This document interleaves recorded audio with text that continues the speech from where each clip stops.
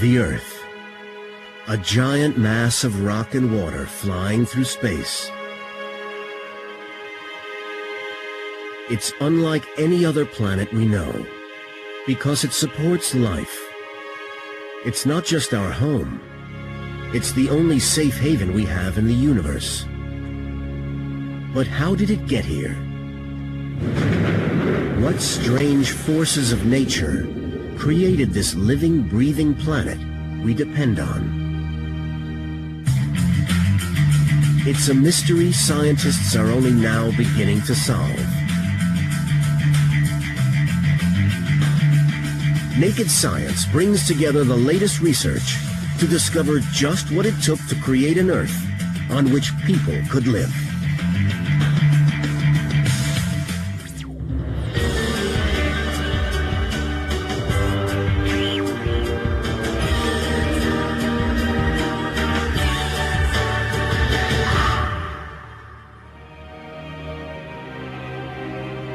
In this vast cosmos, there is only one place we know where humans can survive. It seems as if the Earth was made for us. It supplies us with water to drink, food to eat, and air to breathe. It's the only home we have, and we rely on it entirely. But 5 billion years ago, it did not exist. Where the Earth now sits in the outer reaches of the Milky Way galaxy, there was just a large cloud of gas and dust. This is the astonishing story of what transformed that cloud of dust into the planet we know today.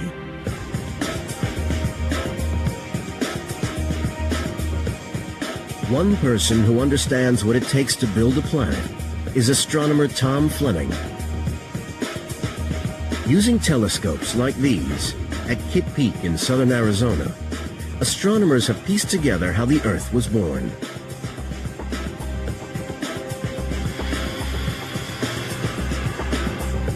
It all begins with a big cloud of gas and dust, little particles of dirty stuff, grains of sand, grains of silicon.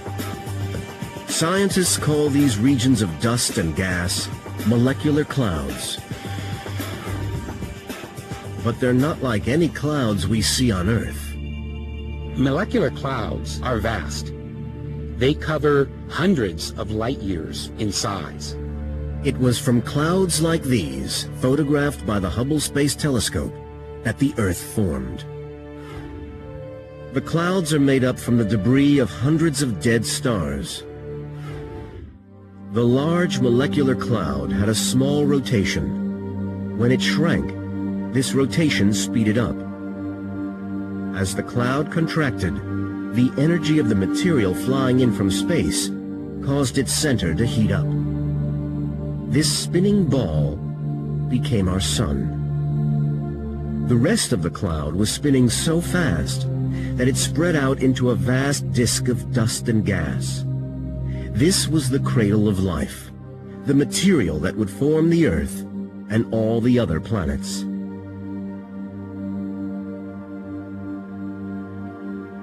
Until recently, what turned this dust into a planet was a mystery.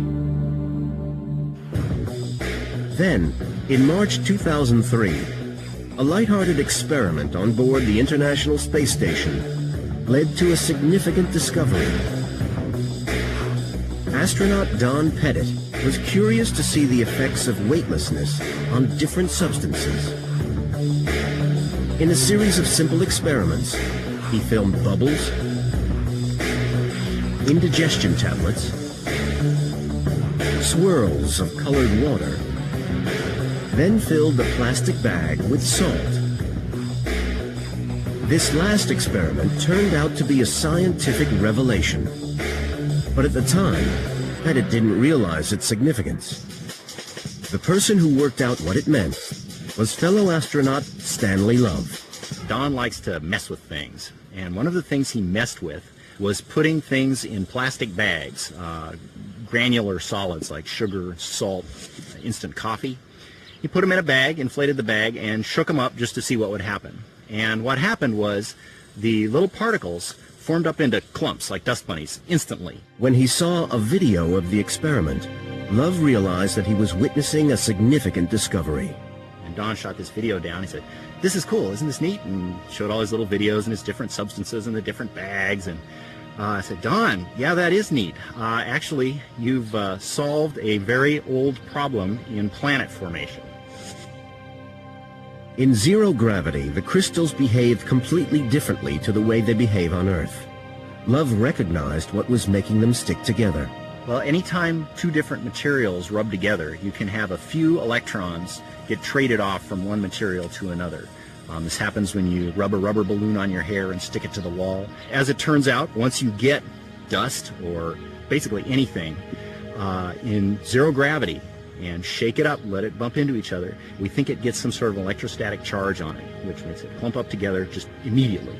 You can break up the clumps by shaking the bag up, and then they reform as soon as you stop shaking it. In the first few seconds of its life, our Earth may have looked something like this. Scientists think that this moment occurred 4.5 billion years ago. To follow the evolution of our planet, naked science is going to represent the time from then to the present as 12 hours on the face of a clock. At noon, the clock started ticking. The Earth's journey toward becoming a planet that can support life has begun. The first step didn't take long.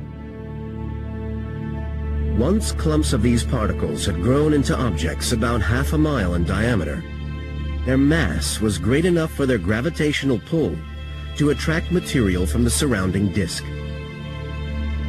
Like giant vacuum cleaners, they circled the sun, sucking in material from the disk until there was nothing left to consume.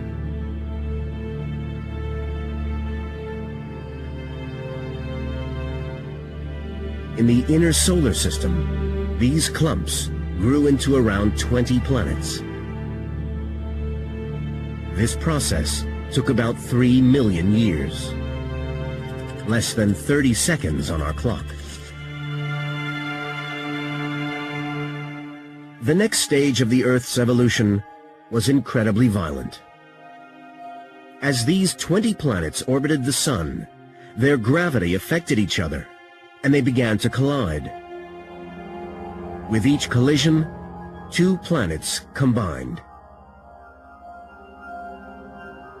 Over time, these collisions reduced the inner solar system to just a few planets, including Venus, Mercury, Mars, and Earth. Astronomers believe that the Earth grew to this stage in around 30 million years. We are now just 5 minutes into our story. But what was early Earth like? What would happen if a human had landed here? The energy from the collisions with other planets made the Earth incredibly hot. At around 8,500 degrees Fahrenheit, its temperature is more than 5 times that inside a cremation furnace. A human would almost instantly disappear in a puff of steam and ash. But even as our planet cools down, another danger threatens. A storm of charged particles is approaching the young Earth.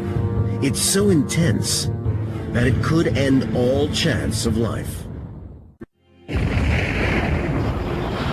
4.5 billion years ago, a giant cloud of dust collapsed to form our solar system, the Sun, planets, and Earth. But as the newly formed Earth began to cool, it faced one of the biggest threats to its existence: a hurricane of deadly particles from the Sun. Boulder, Colorado. At the Space Environment Center, meteorologists monitor the storms on the Sun. It's the most extreme weather you're likely to see.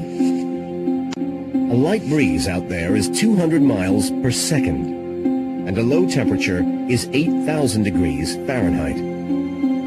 Around-the-clock surveillance is necessary because storms on the sun affect us here on Earth.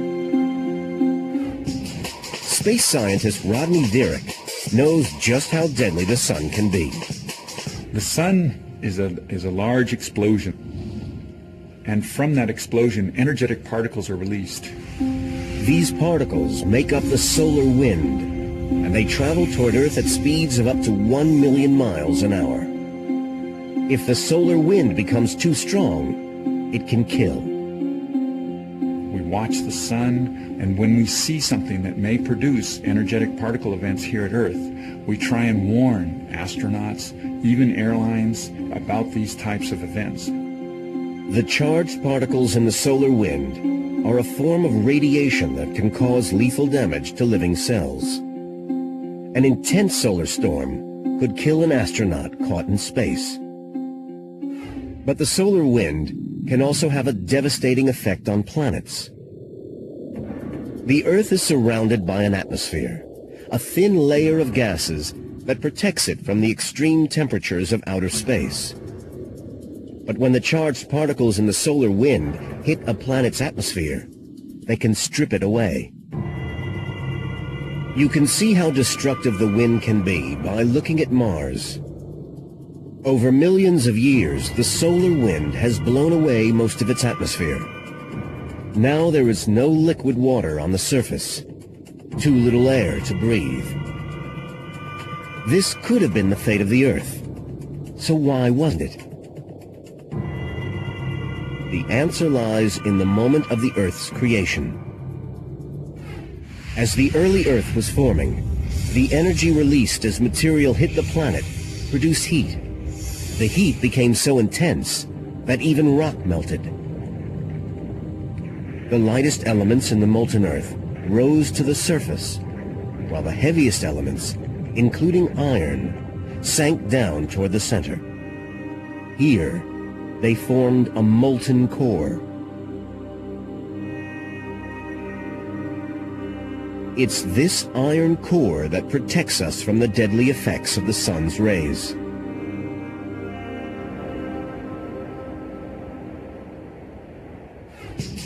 Exactly how the Earth's core protects us is a mystery that drives the research of Dan Lathrop.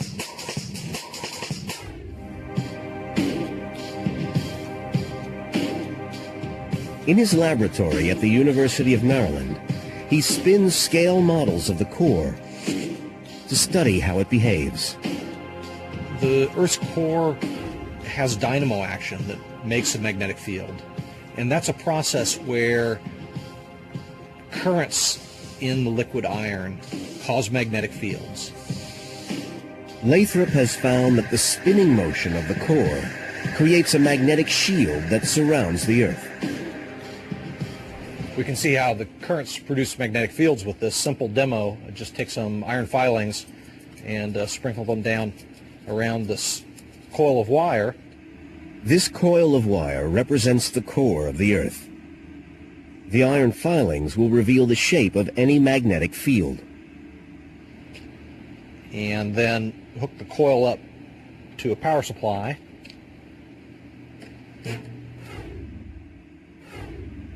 You can see the iron filings line up with the magnetic field lines, and the magnetic field lines are passing through the center of the coil and looping around the ends.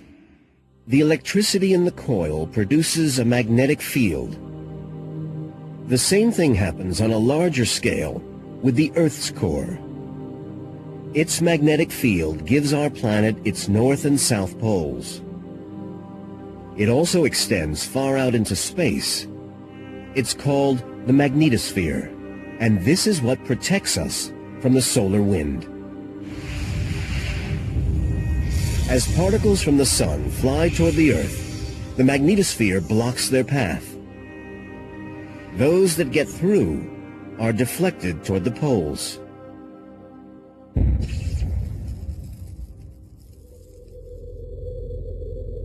Here, as they enter the Earth's atmosphere, they react with molecules in the air to create the aurora. the northern and southern lights. Today, the solar wind still erodes our atmosphere, but thanks to the magnetosphere, the loss is not life-threatening. It's been estimated that between 5 and 10 pounds a second of our atmosphere are dragged out into the solar wind. Fortunately for us, even at that rate, the amount of time it would take to deplete our atmosphere would be many times the life of the sun.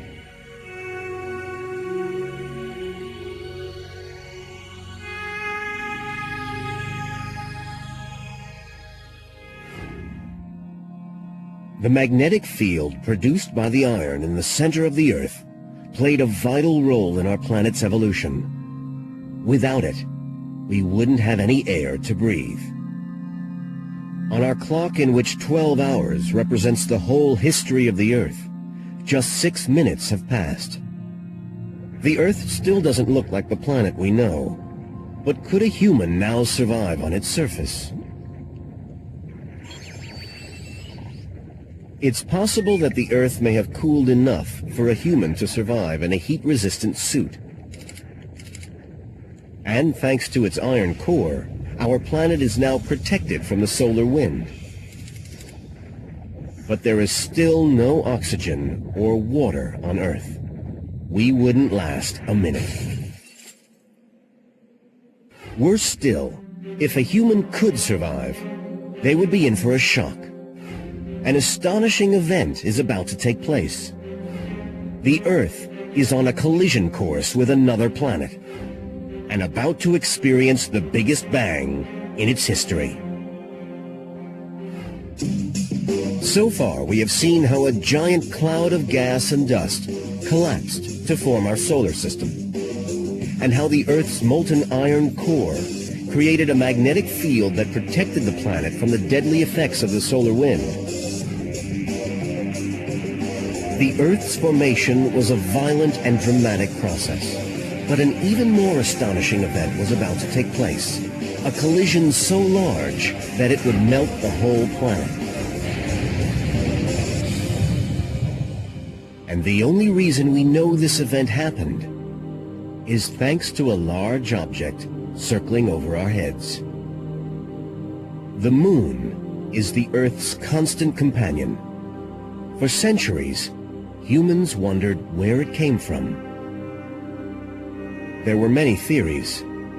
Some thought that it was formed by the early Earth, spinning so fast that it threw off material into space. Others proposed that the moon was a passing planet captured by the Earth's gravity. But no one really knew.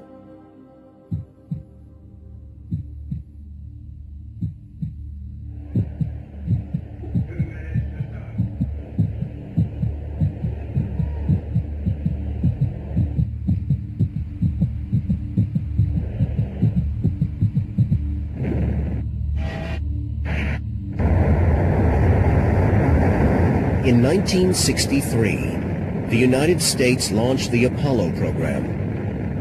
One of the mission's aims was to discover how the moon was formed. Houston, Sweet 16 has arrived. Okay. Roger, go for landing. Okay, down at 3. Stand by for contact. Contact. Wow! Oh, man! Fantastic! In the late 1960s and early 70s, American astronauts made 6 visits to the moon. They played golf,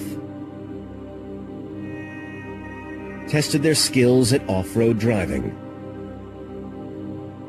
and collected 840 pounds of moon rock for scientists back home to study. How about rolling that one over? No way.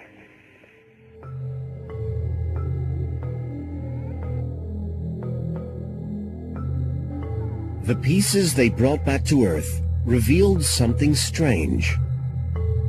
When scientists examined them, they found that they were very dry, as if they had been heated.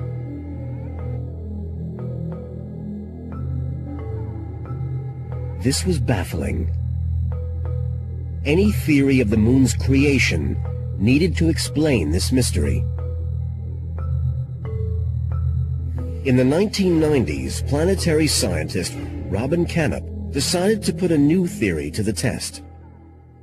Using a supercomputer simulation, she modeled what would happen if the Earth collided with another planet. The results were a revelation. This is a simulation of a single impact by a roughly Mars-sized planet, shown here in the upper right, colliding with the young proto-Earth, represented by this object here. So the impactors come in and hit the Earth at a very oblique angle, at about 45 degrees, and you can see this long arm of material right here. That's actually the impactor. It's been stretched out and distorted by the impact event itself. There's an inner clump of material, you can see it right here, that will re-impact with the Earth. After a little more time, this outer clump of impactor material, it makes a very close pass by the Earth. As a result of the Earth's gravity, this initial clump is sheared out into a long arm of material, which then finally breaks up to form a disk. And it's from this disk of material orbiting the Earth that we believe the Moon then later accumulates. From this simulation, Canup has figured out exactly what happened during the impact. There would have been this unbelievably large impacting planet racing towards the Earth at a speed of 7 miles per second. This would have been an enormous object, a planet that was half the size of the Earth itself, and so would have completely filled the sky just before impact.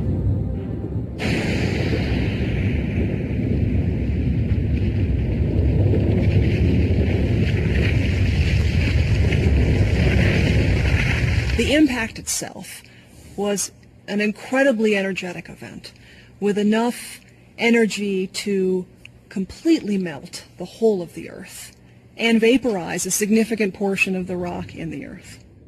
When the planet hit the Earth, the glancing blow smashed material into space. Much of this debris stayed in orbit as a vast disk of rock and dust. A clump of this circling material then became large enough for its gravity to suck in other matter from the disk. And this became our moon. It's now 50 million years since the Earth began to form. On our clock, in which 12 hours represents the whole of Earth history, still only 8 minutes have passed. At this stage in its life, the Earth appeared very different to the planet we know. The ground remained molten from the impact for thousands of years, and the moon was 15 times closer than it is today. You can imagine what is now a stunning sight on a full moon night would have been breathtaking at that time, with the moon 15 times larger than we currently see. The collision with the planet and the formation of the moon were key events in creating an Earth fit for life.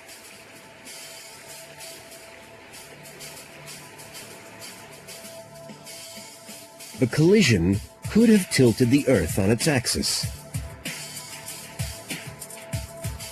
This tilt gives us the seasons.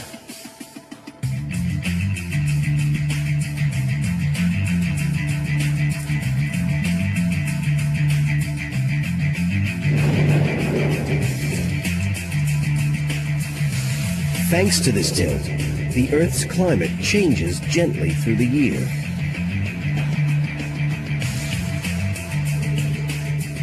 It gives us the annual cycle of life.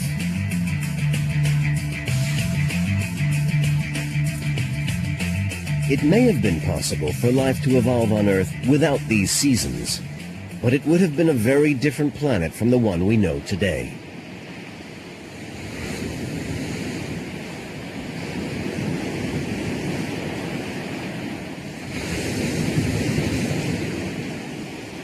The creation of the moon also gave us the tides. When the moon was close, these were much stronger, but they have weakened as the moon has slowly drifted away. Nowadays, we take the oceans for granted, but 4.5 billion years ago, they didn't exist. And without water, there could be no life. Where all our water came from, and how it got here, is one of the most amazing stories in science. Naked Science is investigating the birth of the Earth.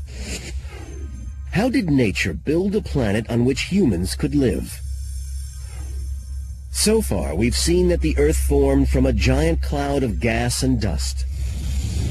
Its iron core created a magnetic field that protected it from the deadly particles of the solar wind. And it survived a big hit from another planet. But for the Earth to have life, it had to have water. Where that came from is one of the great mysteries of science.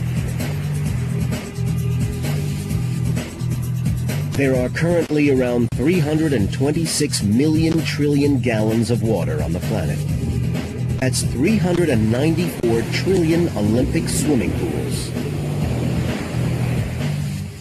But many astronomers think that if the early Earth contained water at all, it had very little.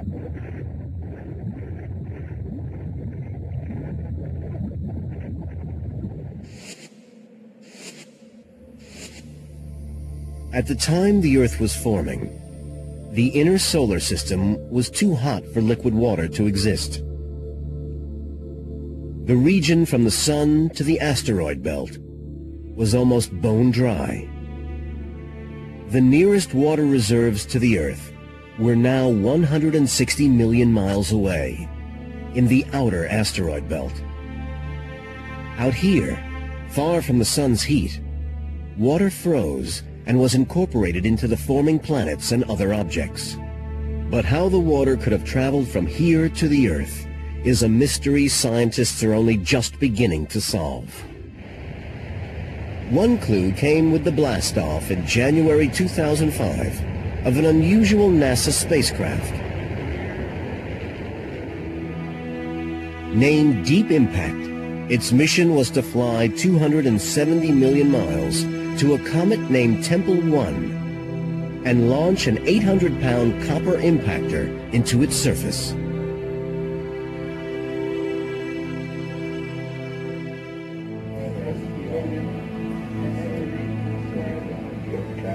The mission was the latest attempt to understand some of the most mysterious objects in our solar system. For centuries, people had argued that comets had brought water to Earth. When they looked at the moon, it was clear from the craters that its surface had been bombarded by large objects. Similar objects must also have hit the Earth, although our planet's much more dynamic geological activity has since erased all trace of them. Scientists also felt certain that comets contained water in the form of ice.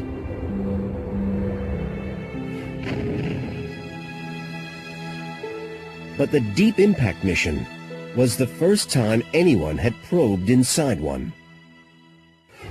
On the morning of July 4th, 2005, NASA scientists waited anxiously as the impactor approached the comet at a speed of 23,000 miles per hour.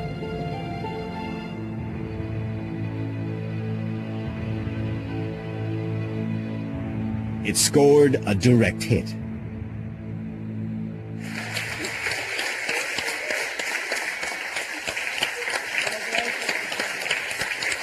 The explosion was captured by telescopes around the world. Analysis of the debris confirmed that comets contain significant amounts of water. But could they have brought that water to Earth? Using radio telescopes, astronomers have studied the type of water in the vapor trails of comets. They wanted to know if it matched the water on Earth. So far, scientists have only analyzed 3 comets, but the results are not encouraging for the comet theory. The water in all these comets was not the same as the water in our oceans. The comet theory isn't yet dead, but it's fizzling out of steam. In its place, scientists have evolved an exciting new idea. A vital clue arrived on January 18th, 2000. That evening, the sky above Western Canada lit up with a bright light. Dozens of witnesses saw a meteorite enter the Earth's atmosphere. Seconds after the event, local photographers took these pictures of the trail it left in the sky.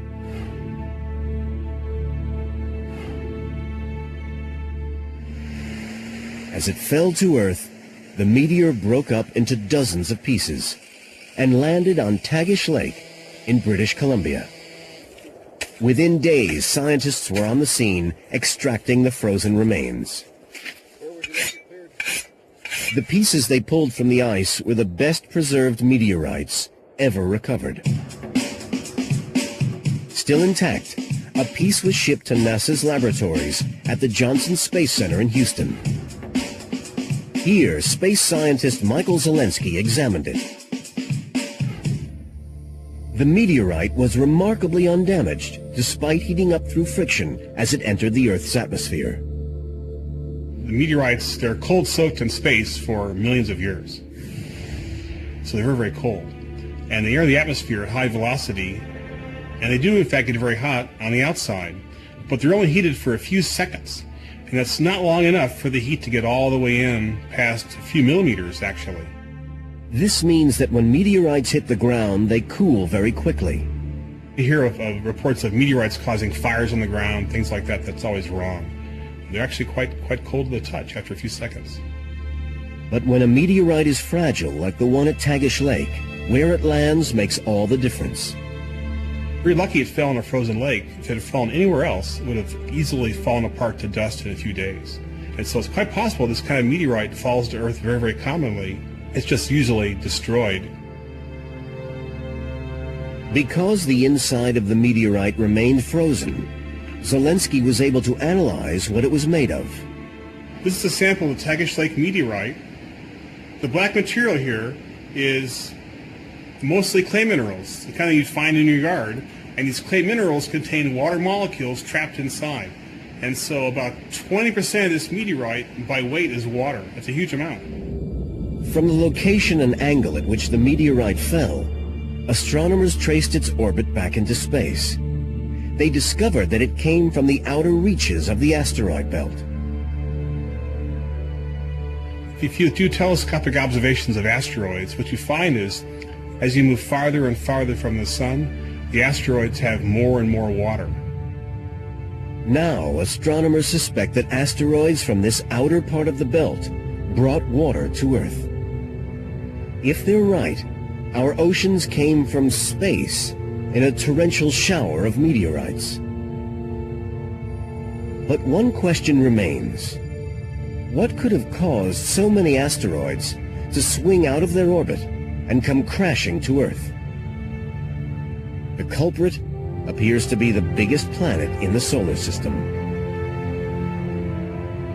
Jupiter lies just beyond the asteroid belt, and its mass is so great that its gravity disrupts the path of any object it comes near. In the distant past, it pulled thousands of asteroids out of their normal circular orbits into elliptical orbits that crossed the path of the Earth. When that happened, collisions were inevitable. The Earth was bombarded.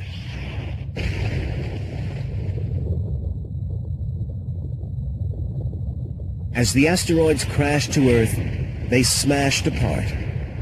Water inside them escaped.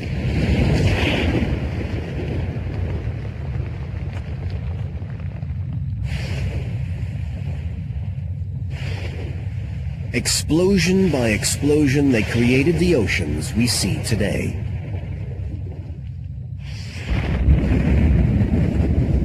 Scientists used to think it took hundreds of millions of years for the Earth to acquire its water, but recent evidence suggests it arrived remarkably quickly. The evidence comes from research carried out by geologist Stephen Moisish. In his laboratory in Boulder, Colorado, Moisish took some of the oldest rocks in the world and ground them down. From inside them, he extracted tiny crystals called zircons. Zircon is a common mineral. It's generally small. It's hard to destroy. Using an ion microprobe, Moisish then analyzed the zircons and measured the composition of the oxygen inside them. He found that the crystals had formed from a particular type of rock, one that could only have existed if there was water on Earth. What was startling, exciting, fun, was that these zircons showed not only that things on the Earth's surface had stabilized to within normal conditions, but that water was present, and water was present everywhere.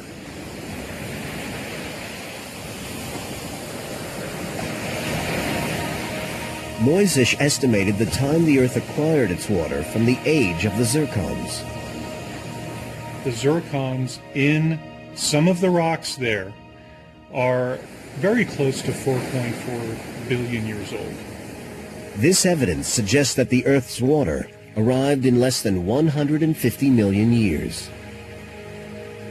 On our clock, on which 12 hours represents the whole history of the Earth, that's just 25 minutes after the planet began to form. At this time, our Earth would certainly have looked very different.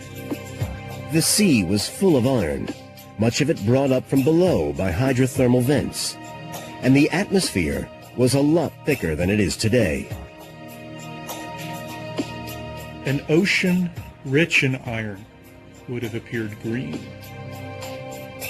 A denser atmosphere would have given a reddish tinge to the sky. Conditions for human existence are looking better. The land has now cooled to a tolerable temperature, and there is water to sustain life. But there is still one horrendous problem. The gases in the atmosphere are mainly nitrogen, carbon dioxide, and methane. There's not a lungful of oxygen in sight. Without oxygen to breathe, there's no way a human could survive.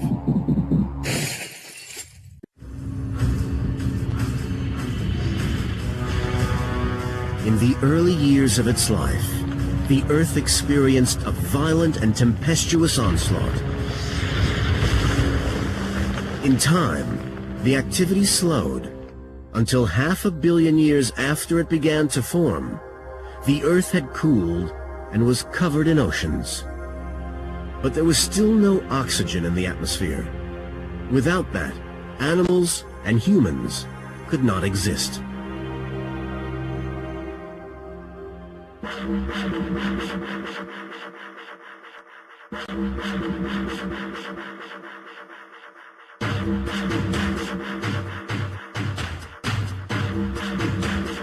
One scientist who has investigated how the Earth acquired its oxygen is geologist Martin van Kranendonk.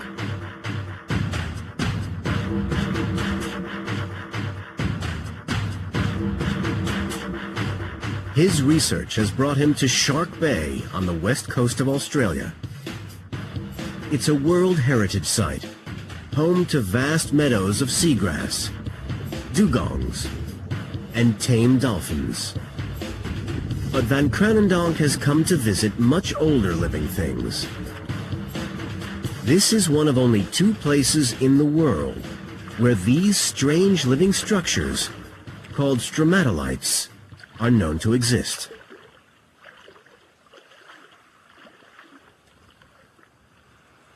These stromatolites have been growing here since the end of the last ice age, about 10,000 years ago.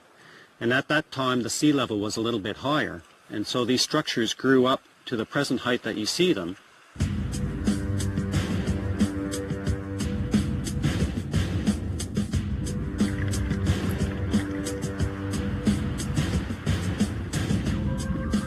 Stromatolites are primitive structures. Here they come in two forms: short pillars of living bacteria and silt, and flat bacterial mats. The living part of the stromatolite is made up of blue-green bacteria that grow using photosynthesis. They take energy from the sun and convert carbon dioxide into oxygen. It's really the result of this process of giving off oxygen that we have planet Earth as we know it today, and habitats that people like us, humans, and all the other animals and plants are able to live on planet Earth.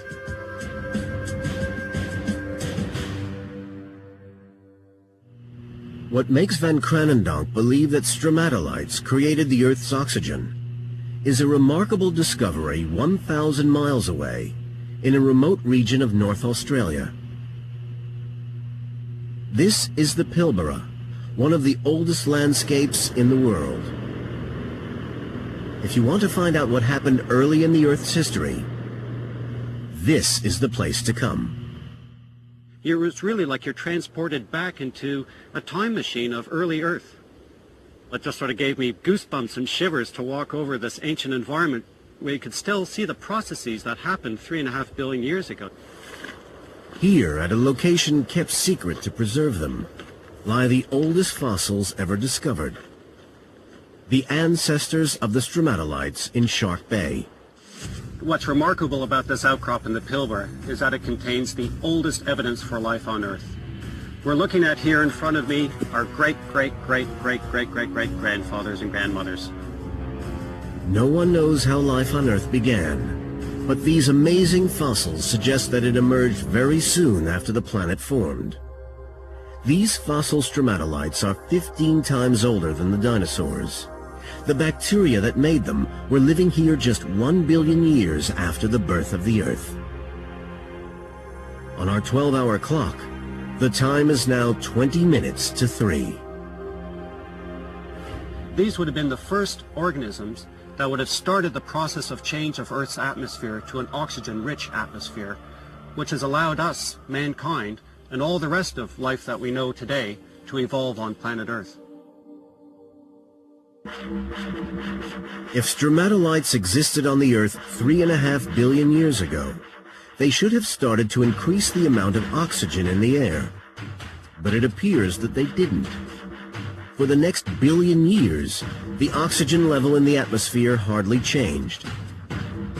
What happened to all the oxygen the stromatolites produced can be seen 300 miles away in this gorge in Australia's Karijini National Park. Hidden in these rocks lies the key to the mystery of the missing oxygen. Geologists call these rocks banded iron formations, and they believe that they owe their existence to stromatolites. Well, these banded iron formations are the product of a remarkable set of circumstances in Earth history. They formed about 2.5 billion years ago when the Earth was very young, and are the product, we think now, of microbial action in the ancient oceans. The Earth's early oceans were full of iron. As the bacteria in stromatolites bubbled out oxygen, it reacted with the iron in the water. You can see what happened in this simple experiment. This flask of water contains iron. It's the same color as the early oceans on Earth. This pump does the work of a stromatolite pumping out oxygen. As the oxygen bubbles through the water, it reacts with the iron to form iron oxide, and it precipitates out as rust. There was so much iron in the oceans that for over 1 billion years it absorbed nearly all the oxygen that the stromatolites produced. As the rust precipitated out, it fell to the bottom of the ocean and was turned into rock. It has been estimated that around the world, these rocks have locked inside them more than 20 times the amount of oxygen that is in the atmosphere today. And they took an incredibly long time to form. On our clock, in which the whole history of the Earth is represented as 12 hours, we can see that the planet forms in the first 8 minutes. After 25 minutes, it has cooled and collected water on its surface. But it takes another 4.5 hours to remove most of the iron from the oceans and deposit it in these rocks.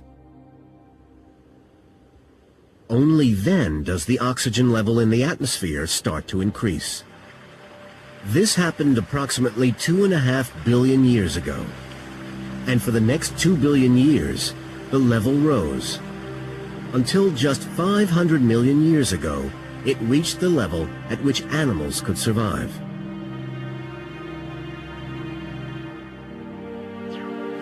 So is our planet finally fit for human life? By this time it has certainly cooled. There is water to drink and air to breathe. If we could travel back to this time, we could certainly survive. In our story, 11 hours have now passed. But the Earth still has a long way to go before the first humans will walk on its surface. At 37 minutes to midnight, dinosaurs will emerge. At 10 minutes to midnight, they will be wiped out by a catastrophe. Finally, at 19 seconds to midnight, the first humans will appear. It has taken over 4 billion years. But out of a vast region of freezing dust and gas, the forces of nature have created the only safe haven we have in the universe. Our home, the Earth.